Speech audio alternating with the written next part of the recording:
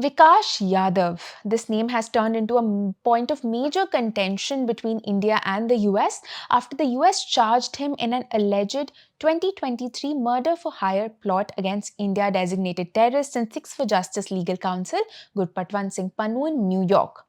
Not only is Yadav now on the FBI's most wanted list, but a US federal warrant was also issued for his arrest on 10th of October. But who is Yadav and what is his past? I'm Apoorva Mandhani and I have with me my colleague Bismee Taskin, and we're both here to tell you all that we've found out about the most famous Indian spy right now. Bismee, to start off with, let's rewind back to November. What happened back then? Now, Apoorva, the first unsealed indictment was released in November last year. However, this indictment named Nikhil Gupta, who is now behind bars in a prison in Brooklyn, and referred to one official of the Indian government as CC1. However, it is only in the superseding indictment that came out last week that Vikash Yadav has been identified, saying he is a senior field officer employed by the Government of India's Cabinet Secretariat, which exercises administrative control over RAW. The Indian government has stated that Yadav was suspended from RAW after the United States flagged his name, and later also from the CRPF, his parent organization, which also then dismissed him.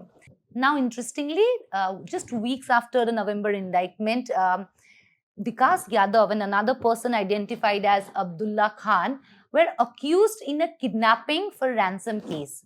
Charges of attempt to murder and under sections of the Arms Act, Vikas Yadav and Khan were booked under. Now, in this particular case, allegations that were leveled against Yadav and co-accused Khan said that Khan and Yadav were trying to extort money from the complainant in the name of jailed gangster Lawrence Bishnoi. Just to jump in here briefly for our viewers, just to let you know why this case, this Delhi police special case, is so important and why we're talking about here is because Bismee and I spoke to several experts and we found out that this Delhi police case against Yadav could block any extradition attempt made by the US over the Gurpatwant Singh Pannu assassination plot that we just spoke about. We spoke to several experts who explained that when an individual is already facing grave criminal charges in India, their extradition is extremely difficult considering that they will be facing trial here first. The extradition will here between India and US will be governed by India's Extradition Act 1962 as well as the extradition treaty between India and the US signed in Washington in June 1997. And as per both of these, India does not have an obligation to extradite Vikash Yadav to the US till his trial on the charges of extortion and kidnapping in Delhi is completed, and if he's convicted, till his sentence is completed. In fact, Bismee and I have written an article also explaining this, and going forward, just to let you know, whatever articles we refer to throughout this video, we'll be attaching the links to of those articles in the description of this video, so do check out those articles as well. Now, Bismee, you've looked into this Delhi police case in very detail as well.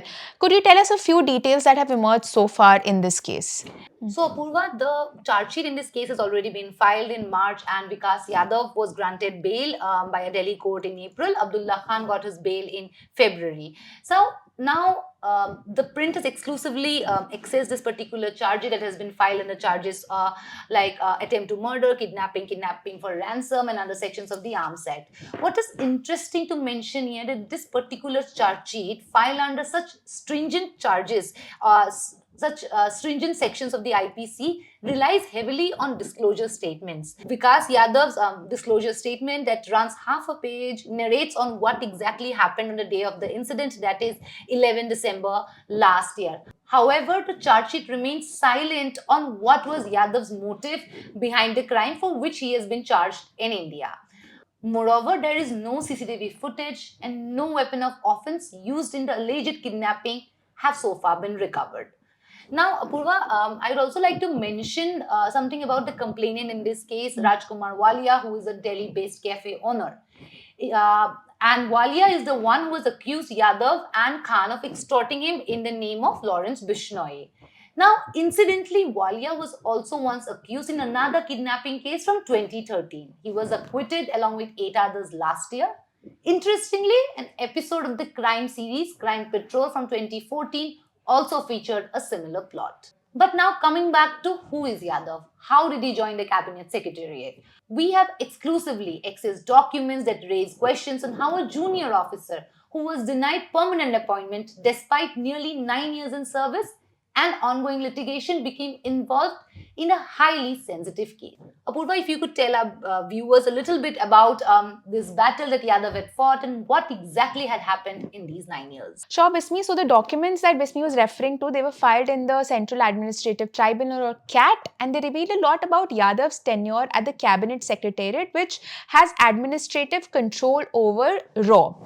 Just to let you know, this tribunal CAT exclusively deals with service disputes involving government employees, and it's usually headed by a former High Court judge.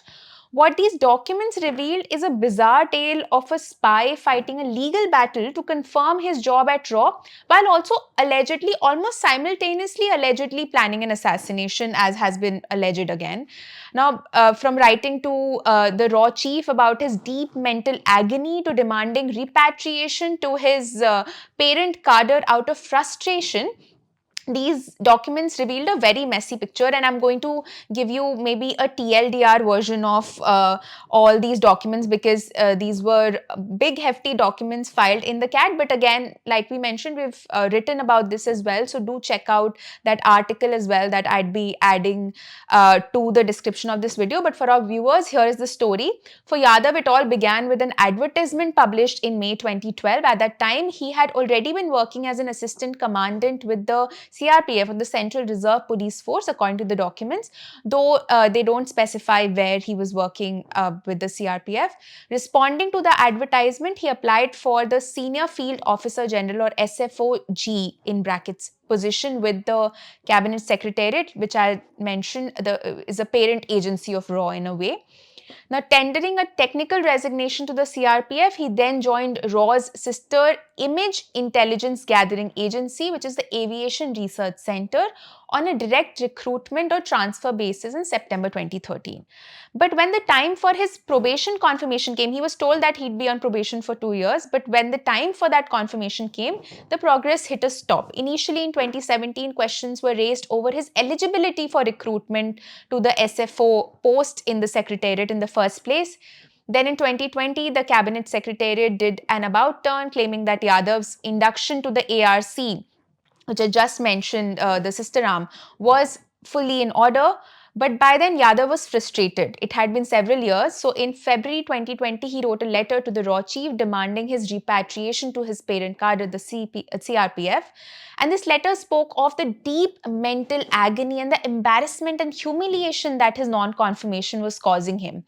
In another representation to the authorities in March 2021, he questioned why his CRPF batchmates who were taken into RAW in the same recruitment drive as him had been confirmed and promoted as undersecretaries, but he was still struggling to be confirmed. He was still on probation.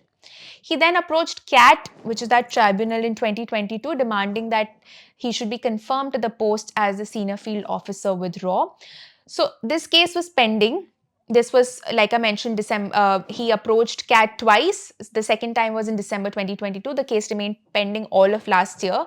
So this case was pending when, according to the superseding US indictment that Bismee spoke about, Yadav had allegedly recruited Gupta to orchestrate the assassination in May 2023. The indictment alleged that around June 2023, Yadav allegedly provided Gupta with Pannun's personal information and helped Gupta arrange an advance cash payment for the assassination. And again, to reiterate why I'm juxtaposing these two timelines is to just show you that the CAT case was pending while these allegations seem to have come forward. Now, in September last year, Cabinet Secretariat filed a response in the tribunal asserting that CAT should reject Yadav's application. So when and how did this legal battle finally end for Yadav? It ended in October last year when the Cabinet Secretariat again did an about turn, and instead of challenging Yadav's petition as it did earlier, it issued an order on 9th of October last year confirming his post with effect from 13th November 2015. Now, just to give some context, Apoorva, for our viewers, in order to understand the timeline you mentioned better and its importance, this confirmation of Yadav's post came 2 months after United States National Security Advisor Jake Sullivan and CIA Chief William Burns reportedly discussed the alleged Pannun murder plot with India's NSA Ajit Doval. Thank you for that, Bismee. For our viewers, all the articles, just to reiterate, all the articles that we've referred to throughout the entirety of this video, we'll be adding links to those articles in the description of this video. So do check out those articles as well. And thank you so much for watching.